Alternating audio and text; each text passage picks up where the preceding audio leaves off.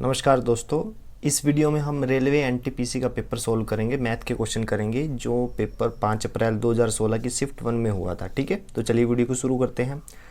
First question है 2 दर्जन किताबें यानी 2 दर्जन बुक्स हैं। ठीक है ना, 1 दर्जन में 12 होती हैं तो टोटल कितनी होगी 24। फिर क्या है 2 दर्जन बुक्स और 16 नोटबुकों को छात्रों में इस प्रकार वितरित किया जाना है कि वितरण के बाद एक भी ना बचे। किताबों और नोटबुकों के अधिकतम कितने सेट बनाए जा सकते हैं। अब देखिए बुक्स 24 हैं, नोटबुक कितनी है, नोटबुक है आपके पास 16। ठीक है, हमें इनको सेट की फॉर्म में बच्चों में बांटना है और एक भी ना बचे। तो एक सेट में कितनी बुक आएंगी, कितनी नोटबुक आएगी, जो भी आंसर होगा यहाँ पे वो 24 और 16 का फैक्टर होगा। अब ऑप्शन की अगर मैं बात करूँ, ए ऑप्शन 4 है, बी ऑप्शन 6, सी ऑप्शन 8 और डी ऑप्शन कितना है 10। अब अगर मैं ए ऑप्शन सही मानूँ तो जो भी यहाँ आंसर होगा वो 24 और 16 का फैक्टर होगा। तो ए ऑप्शन जो है 4 वो 24 का ही फैक्टर है और 16 का ही फैक्टर है, तो ए ऑप्शन हमारा सही आंसर हो सकता है। बी की मैं बात करता हूँ 6 24 का फैक्टर है, 16 का नहीं है, तो बी ऑप्शन गलत हो गया। सी की अगर मैं बात करूँ 8 24 का ही फैक्टर है और 16 का ही फैक्टर है, तो 8 हमारा सही आंसर हो सकता है। 10 की अगर मैं बात करूँ ना ये 24 का फैक्टर है ना ये 16 का फैक्टर है, तो ये ऑप्शन गलत हो गया। ठीक है, अब ए ऑप्शन के अकॉर्डिंग 4 सेट बनेंगे और सी ऑप्शन के अकॉर्डिंग 8 सेट बनेंगे। 4 भी सही आंसर है, 8 भी, बट क्वेश्चन में पूछा क्या है, किताबों और नोटबुकों के अधिकतम कितने सेट बनाए जा सकते। अधिकतम सेट पूछे हैं तो 8 हमारा सही आंसर है। तो सेट कितने बनेंगे 8। अगर वो हमसे ये पूछे एक सेट में कितनी बुक्स और नोटबुक होंगी तो पहले 8 से काटिए, 8 3 24, 8 दूनी 16। एक सेट में 3 बुक होंगी और 2 नोटबुक और टोटल कितनी हो जाएंगी 5। ठीक है ना, तो हमसे जो सेट पूछा था तो 8 हमारा सही आंसर है। Option C is the right answer. दूसरा क्वेश्चन है रुपये 10,000 का 10% वार्षिक ब्याज दर से 3 वर्ष के लिए चक्रवृद्धि ब्याज ज्ञात कीजिए। देखिए compound interest we have to calculate. ठीक है, और प्रिंसिपल क्या है, देखिए प्रिंसिपल भी है, प्रिंसिपल मतलब मूलधन 10,000 रुपये। ठीक है, रेट कितना है 10%। CI हमें कैलकुलेट करना है, टाइम दिया हुआ है 3 ईयर। ठीक है ना, तो 10% का जो फ्रैक्शन होगा 1/10 होगा। ठीक है ना, ये 10,000 रुपये हैं, तो पहले साल में इसका 1/10 कितना बनेगा ब्याज 1,000 रुपये। दूसरे साल में फिर से इसके ऊपर मिलेगा हमें 1,000 रुपये, और चूँकि कंपाउंड इंटरेस्ट है, चक्रवृद्धि ब्याज है, तो इस 1000 के ऊपर भी 1/10 यानी 100 रुपये मिलेगा। ठीक है, फिर तीसरे साल की बात करूं 10,000 के ऊपर मिलेगा मुझे 1,000 रुपये, 1000 के ऊपर फिर 100 रुपये, इस 1000 के ऊपर भी 100 रुपये, और इसका 10वां हिस्सा 100 रुपये के ऊपर 10 रुपये। ठीक है, तो ये सारा क्या आ गया कंपाउंड इंटरेस्ट। कितना आया 1000, 2000, 3000, 100, 200, 300, 310 यानी 3310 रुपये कंपाउंड इंटरेस्ट आ गया हमारा। तो ऑप्शन जो बी है वो सही आंसर है। नेक्स्ट क्वेश्चन है एक वस्तु 12.5% लाभ पर 2250 रुपये में बेची गई, लाभ की राशि क्या थी। देखिए मान लीजिए जो वस्तु थी उसका जो CP है, कॉस्ट प्राइस है, वो 100 यूनिट था। ठीक है, तो उसको 12.5% के प्रॉफिट पे बेचा गया, यानी 100 रुपये पे अगर क्रय मूल्य 100 यूनिट है तो लाभ 12.5% का मतलब है 12.5 यूनिट का फ़ायदा हुआ। तो बेचा कितने में था 112.5, ऐड कर दिया दोनों को, इतने यूनिट में बेचा गया। ठीक है, एक्चुअल में कितने का बेचा गया है, एक्चुअल में जो कॉस्ट प्राइस है वो सेलिंग प्राइस है वो 2250 है। ठीक है, 2250 रुपये है। राइट, कैंसिल कीजिए, 20 पे होगा तो 1 यूनिट की वैल्यू कितनी आ जाएगी 20 रुपये। ठीक है, हमें क्या निकालना है, हमें प्रॉफिट जो हुआ है उसकी राशि निकालनी है। प्रॉफिट की राशि है 12.5 यूनिट और 1 यूनिट की वैल्यू है 20। तो कैसे निकालोगे, 12.5 को 20 से गुना कर दीजिए। ठीक है, डेसिमल हटा के 10 लगाऊंगा, 0 से 0 कैंसिल, 125 दूनी 250 रुपये। तो ऑप्शन जो बी है वो सही आंसर है। नेक्स्ट क्वेश्चन है, ये नंबर्स दिए गए हैं, हमें इनका मीन निकालना है। ठीक है, तो इन नंबर्स को जोड़ दीजिए। मीन किसके इक्वल होता है, जिन आइटम का निकालना है मीन उनको ऐड कीजिए। 2 + 2 + 3 + 4 + 5 + 5 + 7 + 8 और इनकी संख्या 2 और 2 4 6 8 है। ठीक है ना, तो ऐड कैसे करोगे, 8 और 7 15, 15 और 10 25, 25 और 7 32, 32 और 4 36, 36/8, 4 पे कैंसिल कीजिए, 4 नी में 36, फिर 2, 9/2 4.5 जो हमारा जो मीन है जो हमें कैलकुलेट करना था वो आ गया। तो ऑप्शन ए है वो सही आंसर है। नेक्स्ट क्वेश्चन है, एक निश्चित पुरस्कार राशि PQR को 3, 5 और 7 के अनुपात में दी जानी है। ठीक है ना, ये PQR है और जो राशि है वो 3, 5 और 7 के रेशियो में दी जानी है। ठीक है, यदि R को P से 1000 रुपये अधिक मिले तो Q की हिस्सेदारी क्या है। देखिए, यदि R को P से 1000 रुपये अधिक मिले, ठीक है, अगर मैं यूनिट में मान लूँ, यूनिट में 3 यूनिट, 5 यूनिट, 7 यूनिट, तो R को P से कितनी यूनिट ज़्यादा मिली है, 4 यूनिट, 7 - 3 4 यूनिट। और अकॉर्डिंग टू क्वेश्चन क्या दिया हुआ है, R को P से 1000 रुपये ज़्यादा मिले तो 4 यूनिट 1000 रुपये के बराबर आ गई। और 1 यूनिट की वैल्यू क्या आई है, 1 यूनिट की वैल्यू आ गई 1000 के डिवाइड में 4 यानी 250 रुपीज़। हमें निकालना क्या है, हमें ये निकालना है क्यू की हिस्सेदारी। क्यू की हिस्सेदारी कितनी है, 5 यूनिट की, तो 5 × 250 किसके इक्वल आ गया, 1250 रुपये। तो ऑप्शन बी जो है वो सही आंसर है। नेक्स्ट क्वेश्चन है, 15% छूट के बाद 2 पेन का एक पैकेट 340 रुपये में खरीदा गया था। प्रत्येक पेन का क्रय मूल्य ज्ञात कीजिए। मान लीजिए 2 पेन का, ये जो 2 पेन है, 2 पेन, उसका जो कॉस्ट प्राइस है 100 यूनिट है। ठीक है, तो उसके ऊपर डिस्काउंट कितना मिला है, 15% का। 100 के ऊपर 50% मतलब 100 के ऊपर 15, तो 100 यूनिट मैंने माना हुआ है तो 15 यूनिट का डिस्काउंट है। तो उसको ख़रीदा कितने में है, परचेज कॉस्ट 100 में से 15 घटा दीजिए 85 यूनिट में, बट एक्चुअल में ये अमाउंट कितना दिया हुआ है, 340 रुपये। ठीक है, तो 1 यूनिट किसके बराबर आएगा, 85 से कट जाएगा, 85 चौके 340, तो 4 रुपये के बराबर आ गया। ठीक है ना, 1 यूनिट की वैल्यू 4 रुपये के बराबर है, 100 यूनिट की वैल्यू किसके इक्वल आएगी, 400 के, 400 रुपये, यानी 2 पेन का मूल्य कितना आ गया, 400 का। तो 1 पेन का पूछा है, 400 के डिवाइड में 2 यानी 200 रुपीज़। तो ऑप्शन जो ए है वो सही आंसर है। नेक्स्ट क्वेश्चन है, एक वस्तु का विक्रय मूल्य यानी सेलिंग प्राइस 1458 रुपये है और इसका क्रय मूल्य यानी कॉस्ट प्राइस 1350 रुपये है। लाभ प्रतिशत ज्ञात कीजिए। सबसे पहले लाभ निकालिए। लाभ क्या होता है, विक्रय मूल्य माइनस क्रय मूल्य, यानी 1458 माइनस 1350, ये आएगा 108 रुपीज़, 108 रुपये। लाभ प्रतिशत कैसे निकालोगे, लाभ प्रतिशत का फॉर्मूला होता है लाभ डिवाइड में क्रय मूल्य। क्रय मूल्य कितना है, 1350, ठीक है, इंटू 100। ठीक है ना, तो 0 से 0 कैंसिल, 5 पे कैंसिल कीजिए, 5 दूनी 10, 5 दूनी 10, 5 सत्ते 35। ठीक है, 27 चौका 108, 4 दूनी 8, 8% जो है हमारा आंसर आ गया। तो ऑप्शन जो डी है वो सही आंसर है। नेक्स्ट क्वेश्चन है, पति और पत्नी प्रति माह 45,000 रुपये और 35,000 रुपये कमाते हैं।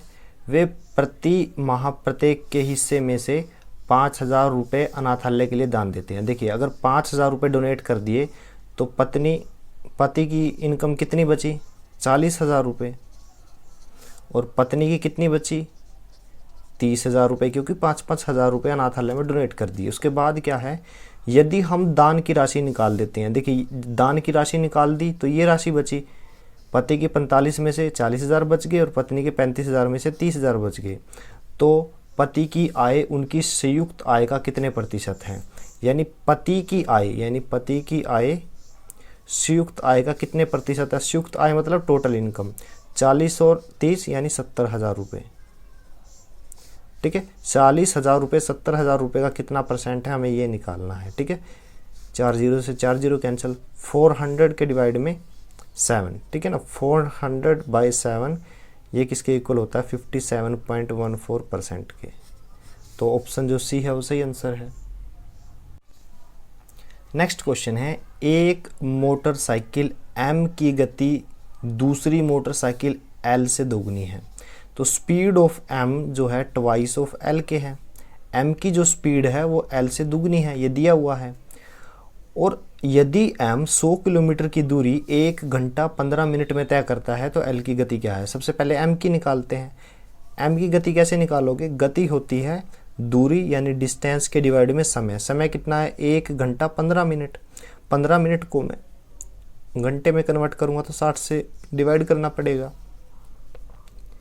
100 के डिवाइड में 1 प्लस 15 से कैंसिल होगा, 15 चौक 60, 1/4, ठीक है ना। तो M की स्पीड कैसे आ गई, 100 एलसीएम ले लिया, तो यहाँ पे ऊपर क्या बनेगा, 4 और 1 5, 5 के डिवाइड में 4, 4 ऊपर चला गया तो 5 से कैंसिल कीजिए, 5 दूनी 10, 0, 80 किलोमीटर पर हावर। तो M की स्पीड कितनी आई, 80 किलोमीटर पर हावर। और हमें L की निकालनी है तो ये 2 डिवाइड में चला जाएगा, तो 40 किलोमीटर पर हावर क्या आ जाएगी L की स्पीड। तो ऑप्शन बी जो है वो सही आंसर है। नेक्स्ट क्वेश्चन है, 69, 96 और 138 का HCF पता लगाएं। HCF होता है हाईएस्ट कॉमन फैक्टर, जो इनमें सबसे ज़्यादा कॉमन है, सबसे बड़ी संख्या जो कॉमन है तीनों में, वो हमें पता लगानी है। 69, 96 और 138। अब ऑप्शन से करते हैं। ए ऑप्शन कितना है 9, बी कितना है 6, सी कितना है 3 और डी कितना है 2। अब अगर मैं 2 की बात करूँ, 2 मैंने क्यों लिया, ये इवन है, बाकी के सारे ओड हैं इवन। अब 2 जो है 69 का फैक्टर नहीं है, इवन हमेशा इवन का ही फैक्टर हो सकता है, ओड का कैसे होगा। तो डी ऑप्शन तो हमारा गलत हो गया, ठीक है। अब बात करते हैं 9 की। कोई भी संख्या 9 से तभी भाग हो सकती है अगर उनके डिजिट का जोड़ 9 से भाग होता हो। 9 और 6 कितना होता है 15। क्या 15 9 से भाग होता है, बिल्कुल नहीं होता, तो इसका मतलब 9 HCF नहीं हो सकता। अब बचा क्या है 3 और 6। 6 भी क्या है इवन है, 2 भी इवन था, 6 भी इवन था, जब 2 नहीं है तो 6 कहाँ से होगा, ठीक है ना। बचा कौन सा 3, तो 3 हमारा सही आंसर है। कैसे पता चला, 69 के जो डिजिट का जोड़ है 15, 15 3 से भाग होता है। 96 के डिजिट का जोड़ 15 है, 15 3 से भाग होता है। 1 और 3 4, 4 और 8 12, 12 भी 3 से भाग होता है। मतलब क्या है 3 जो है वो तीनों नंबर का फैक्टर है, ठीक है ना। तो इसका मतलब 3 जो है इनमें कॉमन है, तो 3 हमारा सही आंसर है। नेक्स्ट क्वेश्चन है, एक नर्सिंग होम में 27 नर्स में से एक ने इस्तीफा दे दिया, मतलब नर्स अब कितनी है 26 नर्स हैं, ठीक है। यदि रोगी के अनुपात में स्टाफ नर्स 1:6 हो तो कितने अधिकतम मरीजों को भर्ती कराया जा सकता है। तो नर्स और मरीज का रेशो क्या है 1:6।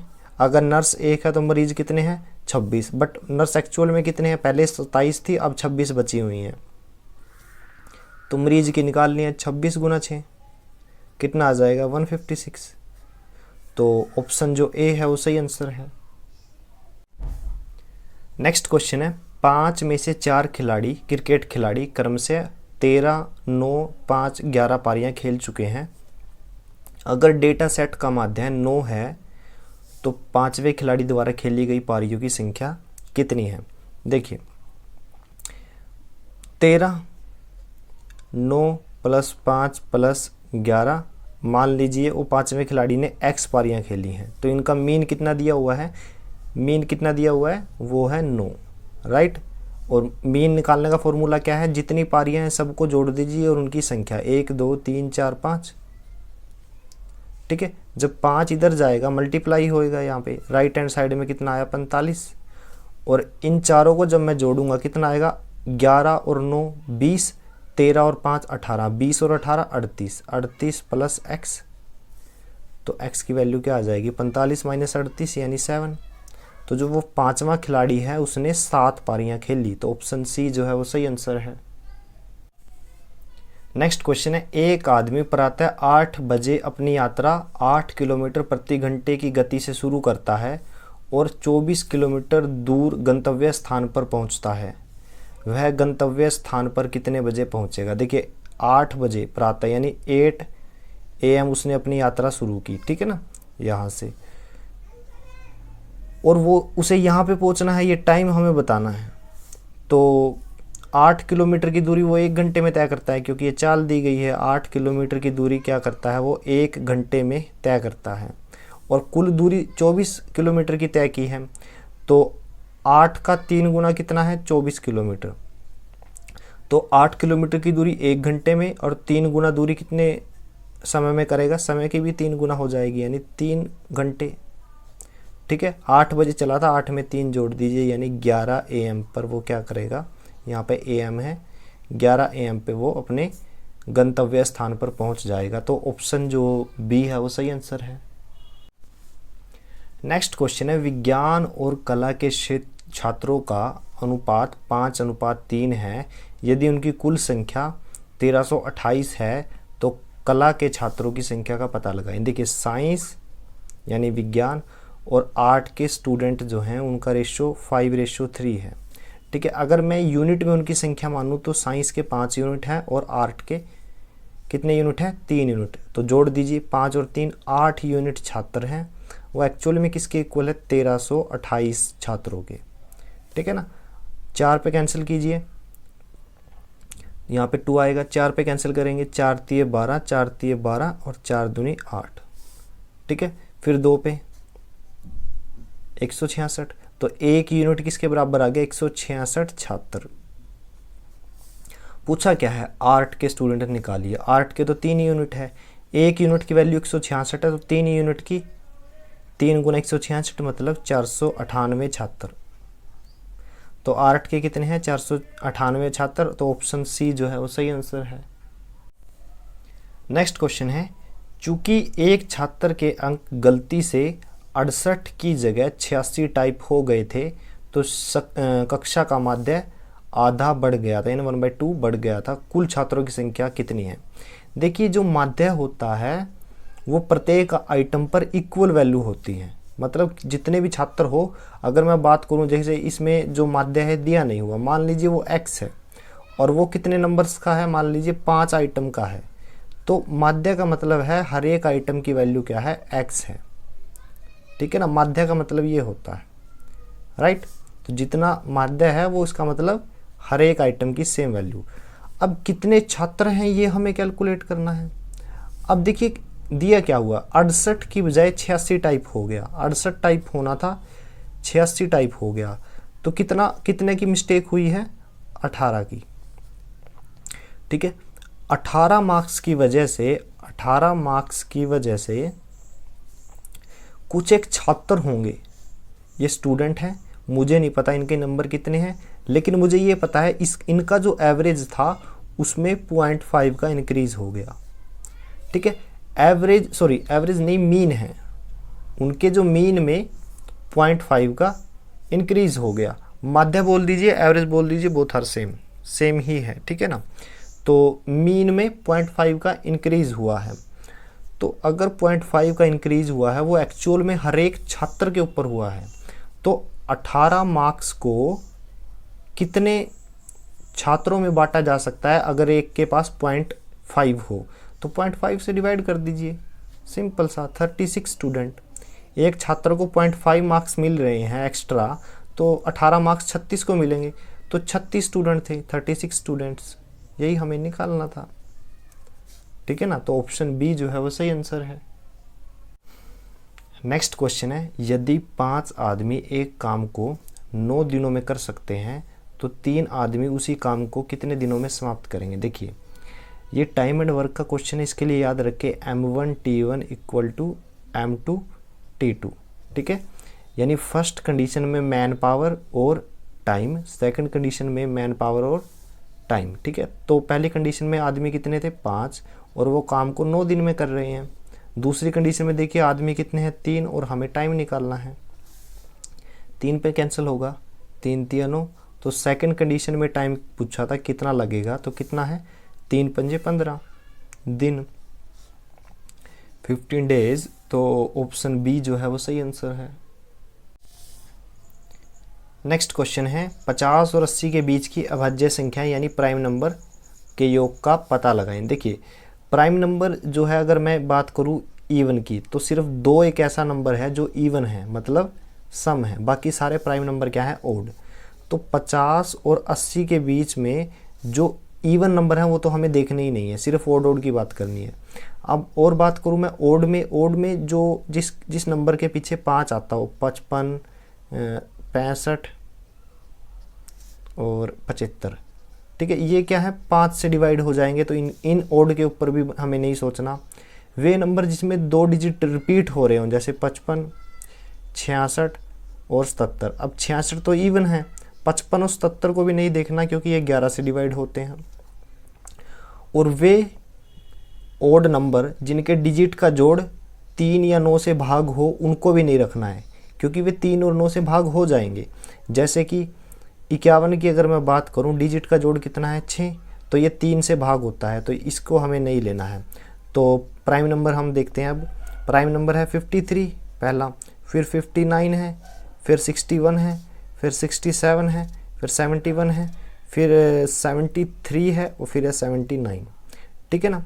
ये प्राइम नंबर है जो 50 और 80 के बीच में, जब आप इनको जोड़ोगे तो आपके पास आएगा 463, 463। तो ऑप्शन सी जो है वो सही आंसर है। नेक्स्ट क्वेश्चन है x square minus y square और डिवाइड में एक्स माइनस वाई है, इसकी वैल्यू निकालनी है। तो x square minus y square ये किसके इक्वल होता है, x minus y, x plus y, यही होता है। और डिवाइड में एक्स माइनस वाई है तो डिवाइड में यहाँ भी एक्स माइनस वाई कर सकते हैं, ये कैंसिल हो जाएगा। तो एक्स प्लस वाई जो है वो हमारा आंसर है। तो option B is the right answer. Next question है यदि 12 टेंजेंट ए बराबर है 5 के तो कोसिकेंट ए की वैल्यू निकालिए। देखिए टेंजेंट ए किसके बराबर आ जाएगा, 5/12 के, ठीक है। तो टेंजेंट ए 5/12 के इक्वल है। तो टेंजेंट ए कोई भी टेंजेंट हो किसके इक्वल होता है, परपेंडिकुलर अपॉन बेस के। तो एक राइट एंगल ट्रायंगल बनाइए, ठीक है ना, ये राइट एंगल ट्रायंगल है, 90 डिग्री का एंगल है। तो परपेंडिकुलर कितना दिया हुआ है 5, बेस कितना दिया हुआ है 12, तो हाइपोटेन्यूज क्या होगा 13 रहेगा, ठीक है ना। ये आपको ट्रिपलेट याद होने चाहिए, 13, 12, 5 या फिर 5, 4, 3 और भी बहुत सारे हैं। ये ट्रिपलेट का मतलब होता है जो पाइथागोरस थ्योरम को सेटिस्फाई करे। और जो सबसे बड़ा नंबर होता है वो क्या होता है, हाइपोटेन्यूज। बचे हुए 2 नंबर को क्या होते हैं, परपेंडिकुलर या बेस होते हैं, ठीक है। अब यहाँ से हमें क्या पता चला, 5/12 अगर टेंजेंट है तो हमें निकालना है कोसिकेंट ए। कोसिकेंट ये एंगल क्या है ए, कोसिकेंट ए का फॉर्मूला क्या होता है, hypotenuse upon perpendicular, h upon p, ठीक है। क्योंकि ये उल्टा होता है साइन का, साइन होता है परपेंडिकुलर अपॉन हाइपोटेन्यूज, ठीक है ना। तो कोसिकेंट उसका उल्टा होगा, हाइपोटेन्यूज अपॉन परपेंडिकुलर, यानी 13/5। चारों ऑप्शन में 13/5 कोई सा नहीं है क्योंकि ऑप्शन गलत दिए गए हैं। तो सही आंसर है 13/5। नेक्स्ट क्वेश्चन है एक वृत्त की परिधि 18 पाई सेंटीमीटर है तो वृत्त का क्षेत्रफल निकालिए। परिधि क्या होती है, परिधि होती है 2πr, ठीक है। ये किसके इक्वल दी है, 18 पाई सेंटीमीटर के। यहाँ से पाई से पाई कैंसिल, 2 से 18 कैंसिल, तो रेडियस क्या आ जाएगी, रेडियस मतलब त्रिज्या 9 सेंटीमीटर। तो हमें क्या निकालना है, क्षेत्रफल। क्षेत्रफल का फॉर्मूला होता है, क्षेत्रफल मतलब एरिया πr², ठीक है ना। पाई एज इट इज़, आर की वैल्यू 9 रखिए, 9 का स्क्वायर 81 यानी 81 पाई क्या है, हमारा आंसर आ गया सेंटीमीटर स्क्वायर। तो ऑप्शन जो सी है वो सही आंसर है। नेक्स्ट क्वेश्चन है 5 cos 0 का स्क्वायर -4 sin 30 का स्क्वायर प्लस 6 कोसिकेंट 45 का स्क्वायर, इसकी वैल्यू निकालनी है। तो 5 इंटू कोसिकेंट 0 किसके इक्वल होता है 1 के, -4 इंटू साइन 30 किसके इक्वल होता है 1/2 के, उसका स्क्वायर कर दीजिए, प्लस का 6 गुना कोसिकेंट 45 किसके होता है √2 के, इसका स्क्वायर करिए। तो यहाँ से ये 5 आएगा, स्क्वायर करूँगा 1/4, 4 से 4 कैंसिल, माइनस का 1 रह जाएगा, प्लस √2 का स्क्वायर करूँगा 2 इंटू 6 12, तो 12 और 5 17, 17 में से 1 घटा दीजिए 16। तो ऑप्शन जो डी है वो सही आंसर है। नेक्स्ट क्वेश्चन है ये क्वेश्चन दी गई है और हमें x की वैल्यू निकालनी है। तो 4 को अंदर मल्टीप्लाई कीजिए, 12x माइनस का 4 दूनी 8 किसके इक्वल है, 2 तिया 6x प्लस का 16, ठीक है ना। अब ये 6x लेफ्ट हैंड साइड में जाएगा तो 12 माइनस 6x 6x हो जाएगा, और ये माइनस का 8 है राइट हैंड साइड में जाएगा तो ऐड होगा, तो 16 प्लस 8 24, ठीक है। तो x की वैल्यू क्या होगी, 24/6 यानी 4, तो x की वैल्यू आ जाएगी 4। तो ऑप्शन डी जो है वो सही आंसर है। नेक्स्ट क्वेश्चन है a² + b² 80 के इक्वल है, a माइनस बी 4 के इक्वल है, a b की वैल्यू निकालनी है, a इंटू बी की वैल्यू। तो a माइनस बी का होल स्क्वेयर, इसका फॉर्मूला क्या होता है, a² + b² minus 2ab, right. a minus b की वैल्यू कितनी दी है, 4, 4 का स्क्वेयर 16, कितना आ जाएगा 16, that is equal to a² + b² 80 के इक्वल दिया हुआ है, माइनस का 2ab, राइट। ये माइनस की टर्म है, लेफ्ट हैंड साइड में जाके पॉजिटिव हो जाएगी, यानी 2ab 80, ये 16 माइनस का होगा तो किसके इक्वल होगा, 64, 80 माइनस 16 64। ए बी की वैल्यू कैसे निकालोगे, 64 के डिवाइड में ये 2 आ जाएगा यानी 32। तो ऑप्शन जो डी है वो सही आंसर है। नेक्स्ट क्वेश्चन है 2 इंटू 4 की 3 यानी 4 का क्यूब कितना है 64 गुना 3 का स्क्वायर कितना है 9, उसके डिवाइड में कितना है 3 और 16, ठीक है। 16 चौक 64, 3 तिया 9, 4 तिया 12, 12 दूनी 24। तो ऑप्शन जो ए है वो सही आंसर है।